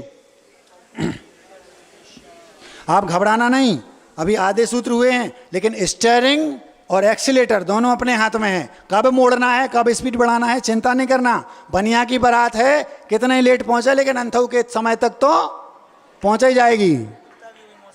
पीत पद्म शुक्ल लेशा द्वि त्रि शेषेषु। आरंभ के 2 कल्पों में, 2 युगल में द्वि पीत लेस्या, फिर आगे के उसके बाद 3 कल्पों में, 3 युगलों में, सौधर्म ईशान सानत कुमार में पीत, सानत कुमार में 5वां, 6वां, 7वां, 8वां, 9वां, 10वां, इनमें पद्म, और उसके ऊपर 11, 12, 13, 14, 15, 16 इसमें शुक्ल लेस्या। धवला जी के अनुसार देखें तो भवनेत्रिक में और सौधर्मी में, भवनेत्रिक में जघन्य पीत, सौधर्म ईशान में मतलब पहले दूसरे स्वर्ग में मध्यम पीत, फिर तीसरे चौथे स्वर्ग में उत्कृष्ट पीत और जघन्य पद्म, फिर 5, 6, 7, 8, 9, 10 इसमें मध्यम पद्म, फिर 11, 12 में उत्कृष्ट पद्म और जघन्य शुक्ल, फिर 13, 14, 15, 16 और 9 ग्रेव्यक, इनमें मध्यम शुक्ल, और ऊपर केवल उत्कृष्ट शुक्ल लेस्या। ज़्यादा विस्तार से बताएंगे तो गड़बड़ हो जाएगा। प्राग ग्रेव्ये केभ्यः कल्पाः। आपने कल्पोपन्न कल्पातीता से सूत्र दिया था पहले, इसमें कल्प किसे कहते हैं हमने आपको बता दिया था, लेकिन सूत्र यहाँ आया। 16 स्वर्गों तक कल्प हैं, उसके ऊपर कल्पातीत हैं। ग्रेव्ये केभ्यः, ग्रेव्य के पहले तक 16 स्वर्ग हैं, उनकी कल्प संज्ञा यहाँ इंद्र सामान्य आदि की व्यवस्था है, इसके ऊपर व्यवस्था नहीं है। प्राक लगाया मतलब पहले, आ लगाया होता है तो उसको जोड़ना पड़ता है। जैसे अभी आया था ना, पहले अभी सूत्र आया था एक, आ ऐशानाथ, तो ऐसान को उसमें शामिल करना, लेकिन प्राग आया मतलब ग्रहव्य के पहले। ब्रह्म लोकालया लौकांतिकाः, लौकांतिक देव, लौकांतिक समझते हो? वो आते ना अपने पंचकर्णक में, सफ़ेद कलर के वो आते बच्चे जिनको हिंदी अच्छे से पढ़ना नहीं आती, कहाँ का कूँ कूँ का कहाँ पढ़ते हैं बच्चे, पर्ची दे दी और पढ़ देंगे। हम आपके वैराग्य की प्रशंसा करते हैं, आप धन्य हैं, धन्य ऐसा बोलते। वे लौकांतिक देव हैं, केवल भगवान के वैराग्य की प्रशंसा करने आते हैं। आपने बहुत अच्छा किया, आप धन्य हैं ऐसा बोल रहे हैं। वे लौकांतिक देव, उन्हें लौकांतिक क्यों कहा जाता है? इसलिए कहा जाता है क्योंकि लोक का अंत जिनका आ गया। लोक माने जिनके संसार का अंत, एक भव अवतारी होते हैं। सौधर्मेंद्र, उसकी पत्नी सची, सारे लौकांतिक देव, सर्वार्थ सिद्धि के सारे देव और सौधर्म के चारों लोकपाल यम वरुण आदि और भगवान के माता पिता, ये सब एक भव अवतारी होते हैं। इसलिए इनके लोक का अंत आने वाला आ गया, मतलब एक भाव के बाद इनका सबका मुक्ति मिलेगी। और क्यों लोकंत? ब्रह्म लोक 5वें स्वर्ग के अंत में रहते, इनकी एक अलग कॉलोनी है, स्पेशलाइजेशन है, वहाँ इनकी कॉलोनी एक अलग है, वहाँ रहते। सामान्य देव वहाँ जाता है तो उसका अवधि ज्ञान काम नहीं करता, मोबाइल वहाँ काम नहीं करेगा, ध्यान रखना। इनको लोकांत कहते हैं। इनकी संख्या 4,07,806 है। दूसरे मत के अनुसार 4,07,820 है। इसमें दो मत हैं, आगे चलते हैं हम। सारस्वतादित्य वर्ण ऋण गर्द तोय तुसिता व्यावाधारिष्टाश्च।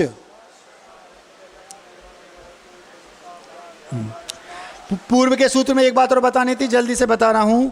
महाराज जी, हम लोकांतिक देव बन सकते हैं क्या?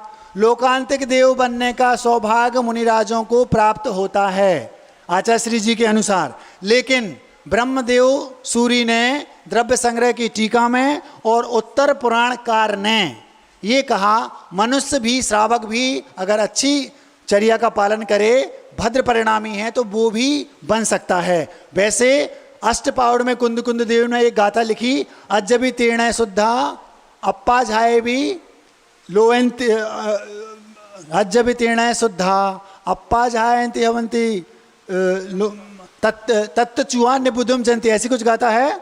लोयंती देवत्तम तत्त चुआ निबुधुम जंती, मतलब आज भी रत्नत्रय को धारण करके कोई मनुष्य मुनिराज लोकांतिक देव अथवा इंद्र पद को पा सकते हैं।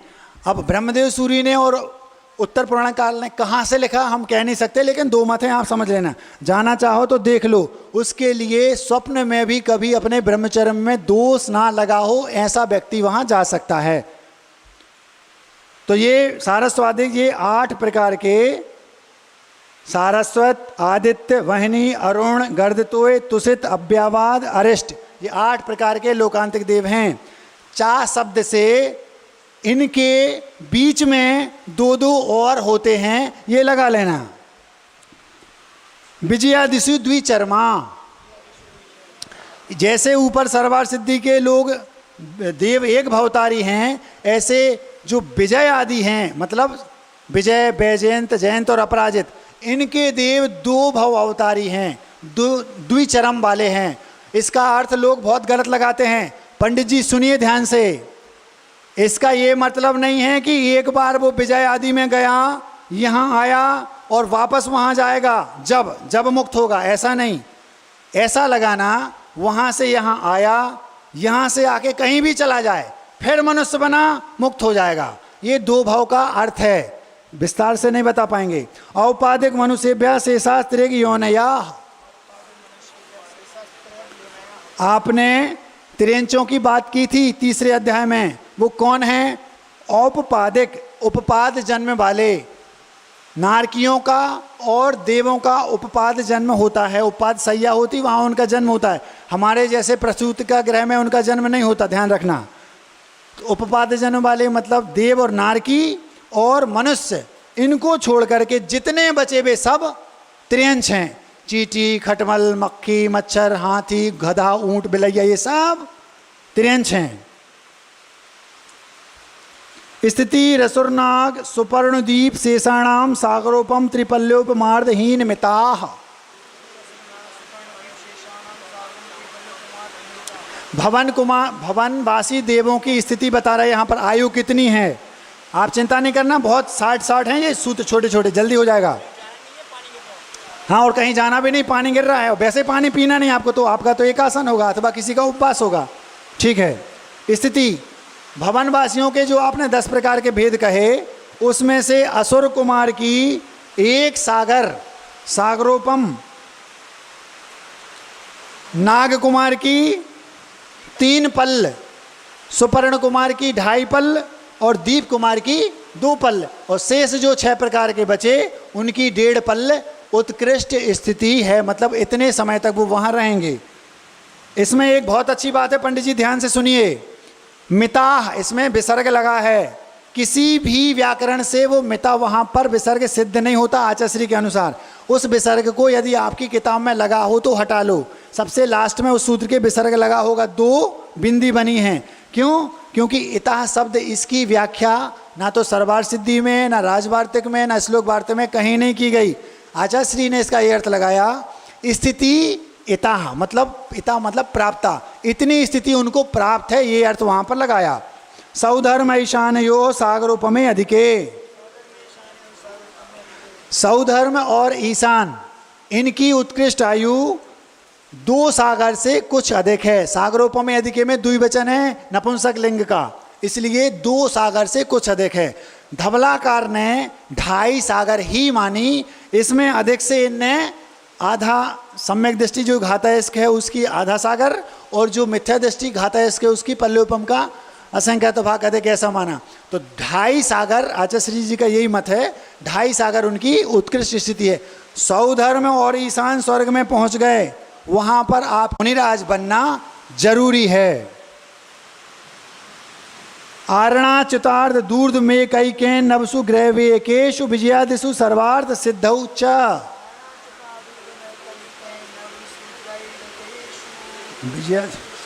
आरणत अच्युतात्, आरण और अच्युत स्वर्ग से।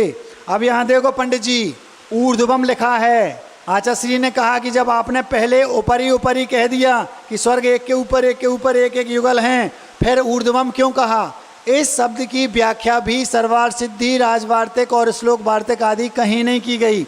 आचार्य श्री जी ने इसका ये अर्थ लगाया ऊर्ध्वम का कि 16 स्वर्ग के ऊपर तो ऊपर ही ऊपर ही है, उसके ऊपर ऊर्ध्वम कहने का ये अर्थ है 3 अधोग्रहव्यक, 3 मध्यम ग्रहव्यक, 3 उत्कृष्ट ग्रहव्यक, ये ऊपर ऊपर हैं सिंगल। उसके ऊपर 9 जो अनुदेश हैं वो एक के ऊपर एक नहीं हैं, यूं हैं, सीढ़ी जैसी होती ना, सीढ़ी चारों ओर 4 दिशाओं में 4, एक और बीच में एक, और उसके ऊपर जो सर्वार्थ सिद्धि आदि 5 विमान हैं, विजय वैजयंत जयंत अपराजित, ये भी सीढ़ी जैसे स्थान में चारों दिशाओं में 4 और बीच में सेंटर में सर्वार्थ सिद्धि, इसलिए इस ऊर्ध्वम शब्द को रखा है, ऐसा आचार्य जी का चिंतन है। आपको तो ये याद रखना, उसके ऊपर 9 ग्रहव्यक हैं, उसके ऊपर अनुदिश हैं, और उसके ऊपर विजय आदि हैं, और सेंटर में सर्वार्थ सिद्धि है। अपरा पल्योपम अधिकम। अब सौधर्म और ईशान की आपने उत्कृष्ट आयु बता दी। अपरा कितनी है? अपरा मतलब जघन्य। यहाँ पर आचार्य जी का थोड़ा सा अलग चिंतन है। अपरा को वो अनुत्कृष्ट बोलते हैं, वो विद्वान अलग से समझ सकते हैं आके। तो जघन्य आयु हम यहाँ शब्द लेंगे। सौधर्म और ईशान की जघन्य आयु पल्योपम से कुछ अधिक है। परता परता पूर्वा पूर्वानंतरा, आगे आगे के देवों की, पहले पहले के देवों की उत्कृष्ट आयु ऊपर के देवों की जघन्य आयु है। जैसे सौधर्म ईशान की उत्कृष्ट आयु साधिक 2 सागर, तो सनत कुमार और महेंद्र की जघन्य आयु साधिक 2 सागर, उत्कृष्ट उनकी जो है वो ऊपर की जघन्य, ऐसा ऐसा ऊपर तक लगा लेना। इसमें पंडित जी एक फिर से ध्यान देने वाली बात है, अंतरा जो शब्द आया है, अंतरा शब्द की व्याख्या कहीं नहीं की गई, ना राजवार्तिक में, ना श्लोक वार्तिक में, ना सर्वार्थ सिद्धि में। आचार्य श्री ने ये कहा, यदि अनंतरा शब्द की हम व्याख्या ऐसी कर लें कि जघन्य आयु तो 10,000 वर्ष जो सूत्र आगे वाला है, लेकिन अंतरा से ये लगाएं कि जो ऊपर के जैसे 20 सागर वाला कोई देव है और ऊपर 22 सागर वाला देव है, तो उसकी उत्कृष्ट आयु तो 22 सागर है, लेकिन 20 सागर अनुत्कृष्ट आयु है। अनंतरा का अर्थ अगर हम ऐसा लगा लेंगे तो जो तिलोय पन्नती में 12वें 14वें 16वें स्वर्ग के देवों की बहुत कम पल्ले में आयु बताई है, वो सिद्धि बैठ जाएगी। जो विद्वान हो वो इस बात को सुन लें, अलग से पूछ सकते हैं।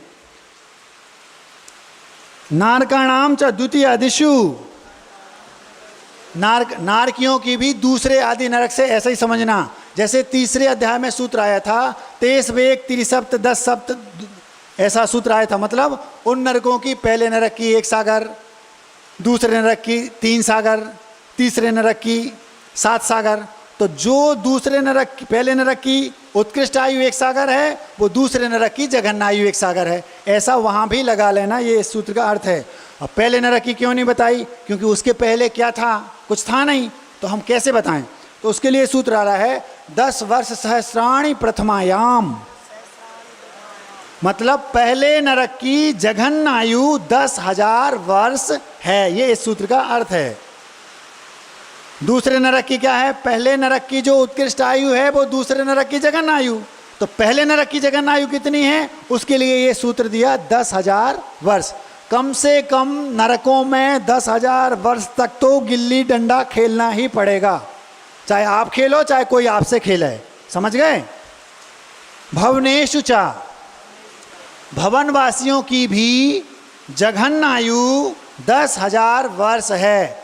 कोई हीन से हीन देव बन जाओ, उसको भी 10,000 वर्ष तक तो वहाँ रहना ही पड़ेगा। व्यंतराणाम च, व्यंतरों की भी जघन्य आयु 10,000 वर्ष है। परापल्योपम अधिकम, आपने भवनवासियों की उत्कृष्ट बता दी थी, लेकिन व्यंतरों की उत्कृष्ट नहीं बताई थी। इस सूत्र में व्यंतरों की जघन्य पहले बता दी 10,000 वर्ष, उत्कृष्ट है पल्योपम से कुछ अधिक। ज्योतिष का नाम छ, आपने ज्योतिषकों देवों की भी उत्कृष्ट आयु नहीं बताई थी। इस सूत्र से ज्योतिषकों की भी आयु, मतलब जो सूर्य चंद्रमा ग्रह नक्षत्र तारे हैं, उनकी आयु भी पल्योपम से कुछ अधिक है, ऐसा लगा लेना। इसमें एक बात ध्यान रखना, सूर्य की चंद्रमा की इनकी अपनी अपनी आयु है, तो इसका ये मतलब नहीं है कि सूर्य विमान की वो आयु है। उस विमान में रहने वाले देवों की वो आयु है, उनकी वो आयु नहीं, क्योंकि वो तो अनादि अनिधन हैं। सूर्य चंद्रमा कभी नष्ट नहीं होंगे, ध्यान रखना। उनमें रहने वाले देव नष्ट हो जाएंगे। जैसे आपके घर में दादाजी चले गए तो घर थोड़ी चला गया, घर तो है, बच्चे हो गए, नाती पोते हो गए, ऐसा। तदष्ट भागो परा, ज्योतिषकों की जो उत्कृष्ट आयु है उसका 8वां भाग जघन्य आयु है ज्योतिषकों की। अब इसमें ध्यान रखना, उत्कृष्ट आयु थी पल्योपम से कुछ अधिक, तो आचार्य ने कहा पल्योपम का भी 8वां भाग और जो कुछ अधिक थी उसका भी 8वां भाग, दोनों का 8वां भाग उनकी जघन्य आयु है। जैसे 100 वर्ष है माना की, 120 वर्ष है अथवा 160 वर्ष है, तो 8वां भाग हो गया 20 वर्ष।